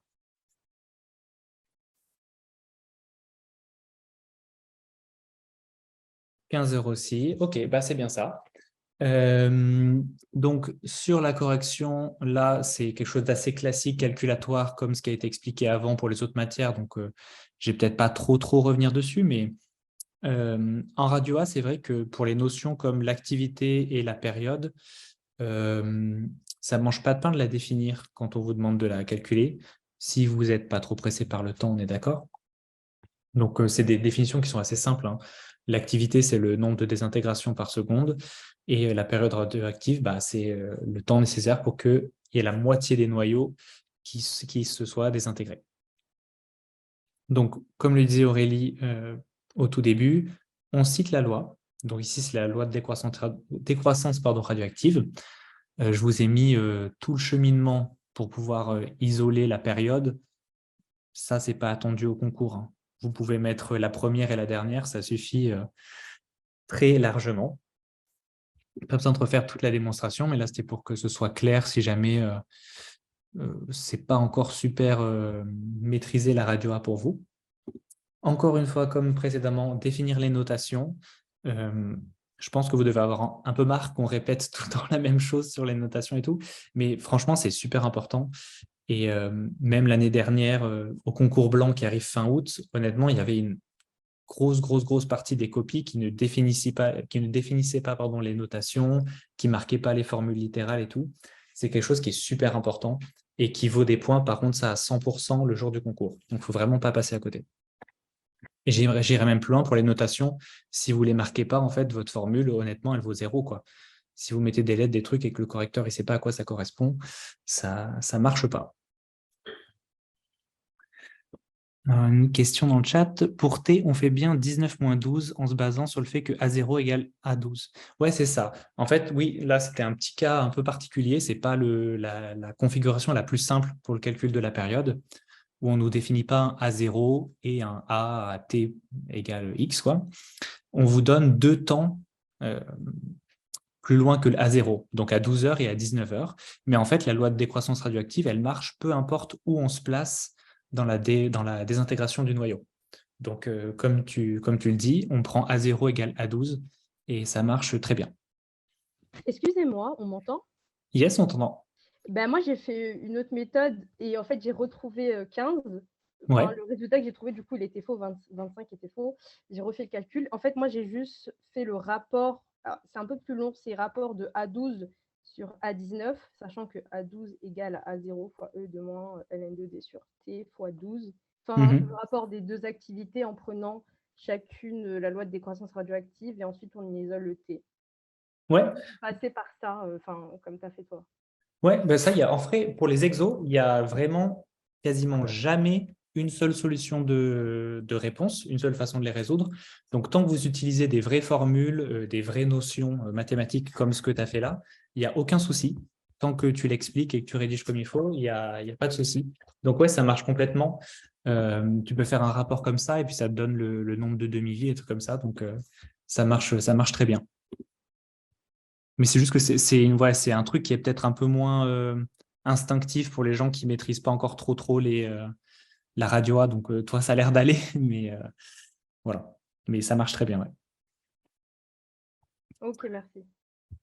Hop. Et donc, comme ce qui a été dit avant, là, je précisais bien l'unité que j'attendais dans l'énoncé de la question. Donc, il faut vraiment que le résultat que vous donniez soit celui de l'énoncé. Là, il ne fallait pas donner quelque chose en secondes, en minutes, en jours ou autre. Hop. Eh ben, est-ce que vous avez des questions pour la radio A ou pas? C'était très rapide, mais comme il y a déjà pas mal de choses qui ont été dites avant.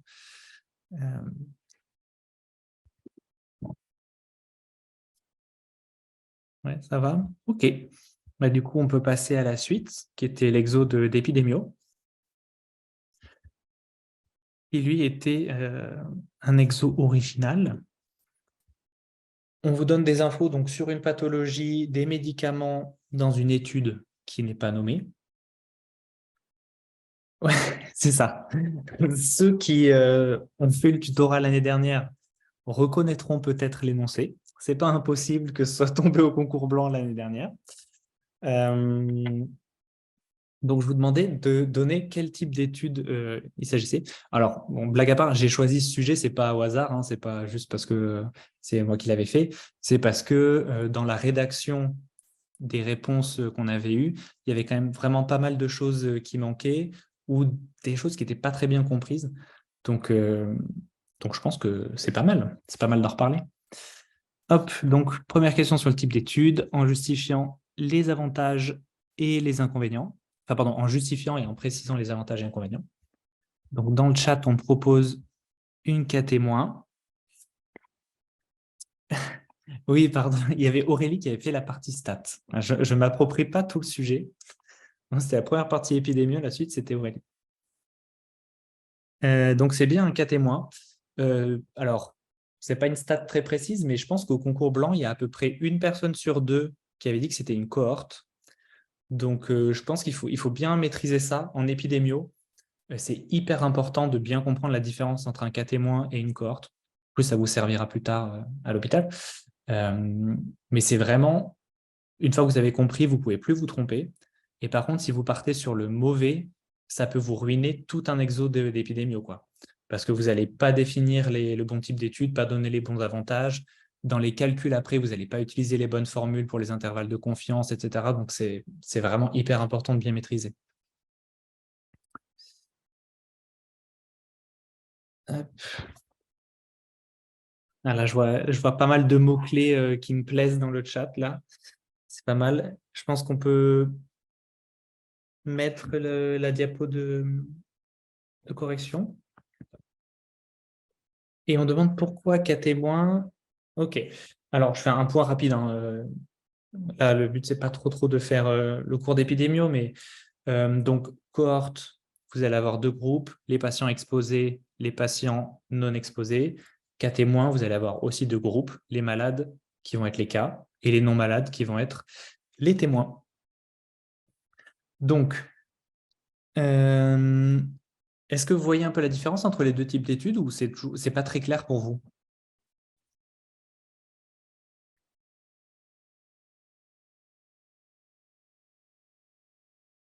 C'est flou. OK. Donc, une cohorte, pour le design de ton étude, comment ça va se passer? Tu vas choisir un facteur de risque ou un facteur protecteur, peu importe, en tout cas un facteur. Ça va être, par exemple, je ne sais pas, un patient qui peut être exposé à un toxique. Je ne sais pas, un toxique dans l'air, un gaz, quelque chose. Voilà, Aurélie propose le tabac. Voilà. Tu fais un groupe de patients qui fument, un groupe de patients qui ne fument pas, et tu vas les suivre dans le temps et tu vas voir un peu la survenue de pathologie ou la non-survenue de pathologie. Typiquement, ça peut être des cancers, des AVC, etc.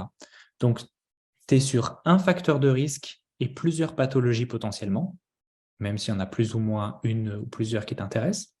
Alors que dans un cas témoin, ça va être un peu l'inverse. Tu vas avoir un groupe de patients qui sont atteints d'une pathologie et un groupe de patients qui sont sains, et tu vas regarder les facteurs d'exposition qu'ils ont eus pour essayer de déterminer le lien.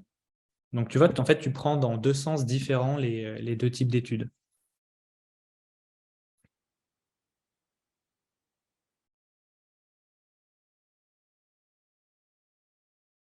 Je ne sais pas si c'est plus clair pour toi ou si c'est toujours aussi flou. Tu peux dire que c'est toujours aussi flou, hein, c'est pas... il n'y a pas de problème. OK. Alors,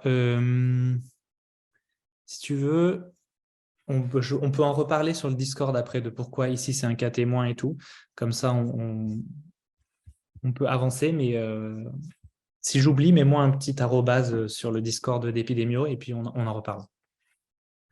Donc, pour le type d'étude, donc c'est bien un cas témoin. On a bien le groupe des malades et le groupe des non-malades. Comme les mots-clés qui avaient été donnés dans le chat, on a bien quelque chose d'observationnel, rétrospectif, les petits mots qui vont bien en épidémio. Ça va nous permettre de calculer un odds ratio. On ne va pas pouvoir directement calculer le risque relatif comme dans une cohorte. Et au niveau des indications, c'est quand c'est, on va dire, comment dire, d'autant plus indiqué quand la pathologie est rare, qu'on a un intervalle libre entre l'exposition et la survenue de la pathologie, puisque ça, dans une cohorte, ça va être un problème. Si il y a 10 ans entre l'exposition aux facteurs de risque et la survenue de la pathologie, ça va coûter hyper cher de suivre les patients pendant des durées comme ça, et donc ça peut être un peu un désavantage. Et donc après, je vous demandais un peu les avantages et inconvénients de ces types d'études. Donc là, encore une fois, c'est pas forcément attendu de vous qu'en février, vous maîtrisiez ça, il n'y a pas de souci. Donc, si tu peux passer la diapo, Aurélie. Merci beaucoup. Donc, c'est rapide, comme ce que je disais, il n'y a pas cette histoire de délai entre l'exposition et la survenue de la pathologie, puisque les patients malades le sont déjà dès le début. Ça ne coûte pas très cher. Il y a besoin d'échantillons plus petits que pour les cohortes, et on peut étudier plusieurs facteurs étiologiques. Donc ça va être un peu le contraire pour les études de cohorte. Vous comprenez bien, si vous apprenez dans un sens, vu que les études cohorte et cas témoins, c'est un peu l'inverse l'une de l'autre, ça se retourne. Donc pour une étude de cohorte, par exemple, vous allez pouvoir étudier plusieurs pathologies différentes. Et pour les inconvénients d'une cas témoin, il y a le biais de mémorisation. Donc, comme c'est rétrospectif, les patients, ce qu'ils vous disent sur la survenue des événements, etc., c'est pas forcément hyper raccord à la réalité. La qualité du groupe témoin, je vais passer vite. Et on ne peut pas calculer d'incidence comme pour les cohortes, puisqu'en fait, dès le début, on sait qui est malade et qui ne l'est pas. Et un autre inconvénient, on ne peut pas étudier les expositions rares. Oui, c'est ça. En fait, on peut les étudier, mais il faudrait des effectifs énormes, en fait. Il faudrait avoir un groupe de cas et un groupe témoin immense. Et donc, oui, ce n'est pas du tout adapté pour les expositions rares. Tout à fait d'accord. Et ensuite, il y avait une question de calcul sur l'odds ratio. Oui, tu peux passer le tableau, t'inquiète. Donc là, en fait, c'est le tableau de contingence qui arrive à peu près tout le temps en épidémio, que ce soit un exo sur l'épidémio étude comme ici, ou un exo d'épidémio sur les tests diagnostiques. Ça ne va pas prendre la même forme, enfin pas la même utilité, pardon, mais c'est le même principe. Donc ici, en fait, avec les données de l'énoncé, il fallait déduire les valeurs, enfin le nombre de cas exposés, le nombre de témoins non exposés, etc., etc. C'est des soustractions, en fait. Donc, voilà. Mais lui était particulièrement dur, j'avoue. C'est généralement plus simple dans les annales. Mais voilà. Mais c'était faisable. Et plein de gens l'ont fait pour le concours blanc, donc c'est que c'était faisable. Et oui, comme le précise Aurélie, le tableau fait partie de votre réponse, en fait. Ce n'est pas que pour votre raisonnement, ça vaut des points. À la fois le fait de faire le tableau, de le remplir et tout ça. Ça fait partie intégrante du calcul, en fait. Donc, c'est vraiment attendu que vous le faisiez sur votre copie. Alors, pas besoin de se casser le dos à le faire hyper clean à la règle. Vous tracez des traits. Là, ce n'est pas un graphique comme tout à l'heure. Vous tracez vos traits vite fait, vous mettez vos cases et puis tout le monde est content. Hop. Donc, pour le calcul en lui-même, une fois que vous avez déterminé ces valeurs de l'odds ratio, c'est toujours le même raisonnement. Vous mettez la formule littérale, l'application numérique et le résultat avec l'unité s'il en a. Donc, tu peux passer la diapo et montrer. C'est toujours comme ça. Est-ce que vous aviez réussi à faire le tableau et faire le calcul ou pas trop? Il y a la petite phrase de conclusion aussi que j'ai mise.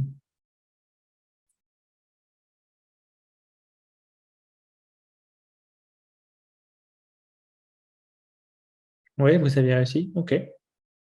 Vous êtes trop fort, en fait. Vous êtes trop fort. Eh ben, super. Super. Vous êtes prêts pour le concours blanc de cette année déjà, alors. Il faut que je fasse quelque chose de plus dur, ça veut dire, c'est ça. Et donc après, je vous demandais de calculer la fraction étiologique du risque. Alors ça, c'était la petite surprise. C'est vrai que je ne sais pas si c'est déjà tombé dans les annales. Je ne sais plus. Mais en tout cas, Oui, c'est sûr ici, que c'est tombé ouais. une fois dans une vieille annale des années 2000, je crois. Ok. C'est un truc un Bon. peu obscur, je pense que personne n'a su y répondre, mais Ok. ça tombe au concours. Bon, et ben voilà, c'est mon excuse du coup. C'est mon excuse. C'est pas trop méchant, c'est déjà tombé. Non, mais on est d'accord, c'est pas une notion centrale du cours, hein. Voilà. Et donc, comme ce qui a déjà été dit dans le chat, la formule est assez simple. C'est l'odds ratio auquel on soustrait 1 divisé par l'odds ratio. Ça correspond en fait, la fraction méthodologique du risque, au pourcentage, à la proportion du risque qu'on peut attribuer au facteur. La proportion de cas qu'on peut attribuer au facteur de risque. Donc, par exemple, c'est là, je ne sais pas si on en avait 1000, 0,45, en fait, c'est 45%, c'est un pourcentage. Et donc, c'est la proportion de cas qui est directement liée à l'exposition au facteur. Voilà, bon, ça, c'est une définition, hein, voilà. Donc, typiquement, là aussi, dans ce genre de questions, vous pouvez définir la fraction étiologique du risque, ou vous pouvez même vous en servir pour la phrase de conclusion, pardon, où là, j'ai fait quelque chose de classique, où j'ai juste dit le résultat, c'est ça. Mais en fait, vous pouvez faire une phrase de conclusion en disant que la proportion de cas attribuables est de 45%, etc.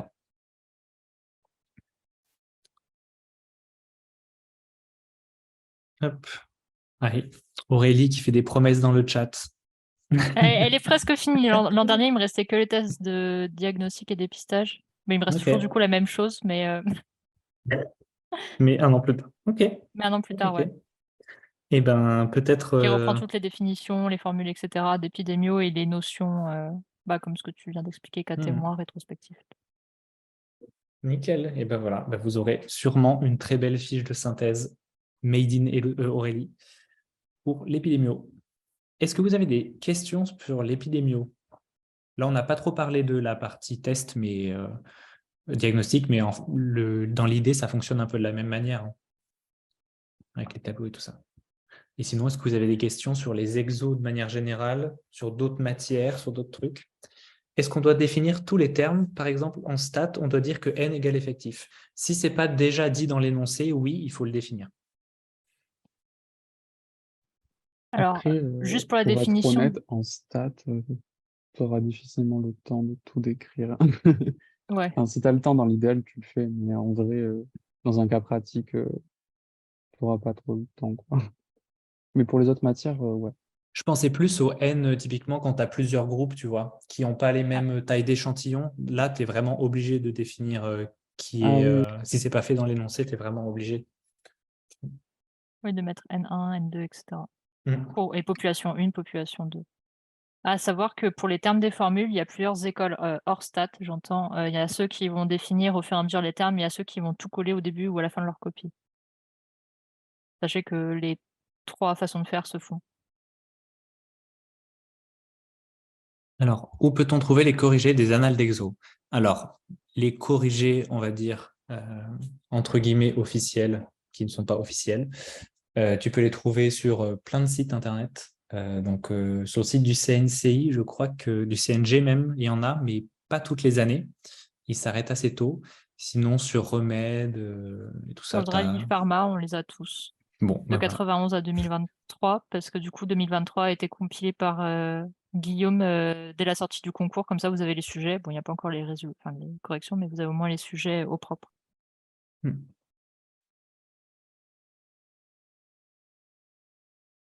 Maël, l'écart type, c'est sigma. Oui, en fait, tu le définis j'allais dire dans tes conditions d'application, mais absolument pas dans la partie des estimations que sigma, l'écart type de la population, est estimé par S de l'échantillon.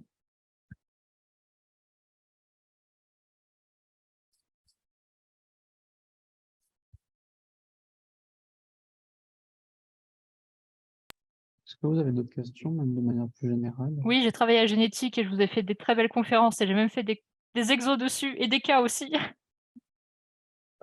Ouais, j'ai vu ça, la génétique. Ouais. Tous les QCM. Enfin, en fait, ça tourne tout le temps en QCM et c'est Il y a tout le eu temps un exo pareil. déjà Oui, mais dans les annales. oui, oui, oui. Ah oui, non, Oui, mais bah, oui, pendant le la concours, ouais, on génétique. l'a bossé. Moi, c'est d'ailleurs, je crois, la première section que j'ai faite, ça a été la génétique, physio et côté sémiologie. Parce que je kiffe ça, donc ça me mettait en joie de travailler le concours en commençant par ça. En vrai, les QCM sont pas hyper durs. Non, mais Enfin, chaque si on année, l'a taffé, si on l'a taffé un minimum, c'est vraiment pas dur. Du coup, c'est des points faciles. Les gens ouais. qui ne bossent pas, bah, souvent ils se plantent. Et du coup, bah, ça fait des places en plus pour Puis remonter. sachant que les gens ont souvent un très mauvais niveau en génétique. Typiquement, mon année, je crois qu'ils demandaient le nombre de chromosomes, dans les cellules humaines, il y en a certains qui ne savaient pas mettre, le bon nombre.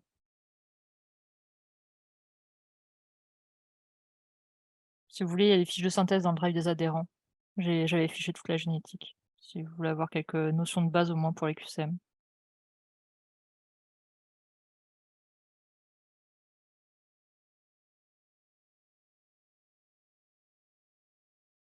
PCO-MOL. C'est quoi ça?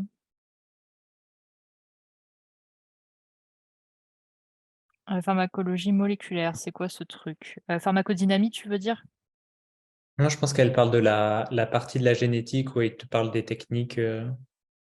Ah non, c'est la pharmacodynamique, tu as La raison. pharmacodynamie est très longtemps tombée au concours dans les vieilles annales. Je vous conseille plus quand même de la travailler parce que ça peut retomber et sachant que c'est des notions quand même à avoir pour, bah, moi personnellement, ça me sert dans mon travail de tous les jours de comprendre bien correctement les notions de pharmacodynamie et pharmacocinétique. Pour être honnête, non, je l'ai pas bossé. Mais oui, il y a 3 ou 4 annales, je crois, d'exo, de pharmacodynamie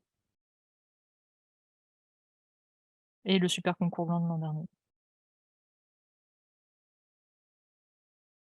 Et en QCM, c'est tombé 2 fois. Enfin, juste 2 QCM, dont un l'année dernière.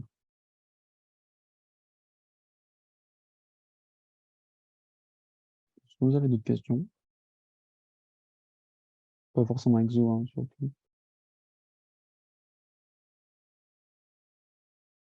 Et du coup, la prochaine conf, ce sera sur les bilans bio la semaine prochaine. Toujours aussi le dimanche. Ouais, ce sera aussi, je pense, sur plus ou moins le même format, c'est-à-dire des petits bilans bio à préparer pour bien comprendre la méthodologie de rédaction. Et la semaine d'après, du coup, je ferai la rédaction des cas cliniques et la méthodologie des cas cliniques, mais de façon plus globale. Donc c'est le dimanche 12 mars.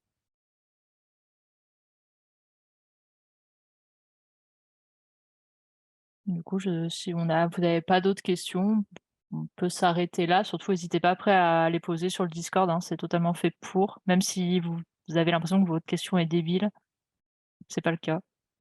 Faut savoir que c'est normal de galérer en exo, des fois de pas comprendre pourquoi le résultat est faux, juste parce qu'on oublie une dilution qu'on n'avait pas vue dans l'énoncé. C'est arrivé à tout le monde. Ou alors parce qu'on a mal rentré ses chiffres sur la calculette, ça c'est arrivé à beaucoup de personnes. Mais quand ils ont posé la question, c'était en mode: «Ah putain, mais c'était juste ma calculette en fait, j'ai pas fait gaffe». Mais bon, ça évite de rester bloqué dessus pendant 6 ans et de perdre du temps, donc voilà, surtout hésitez pas. Et Maëlle, du coup, on va faire ta réponse, pour un peu plus t'expliquer étude, cas témoin et exposé non exposé.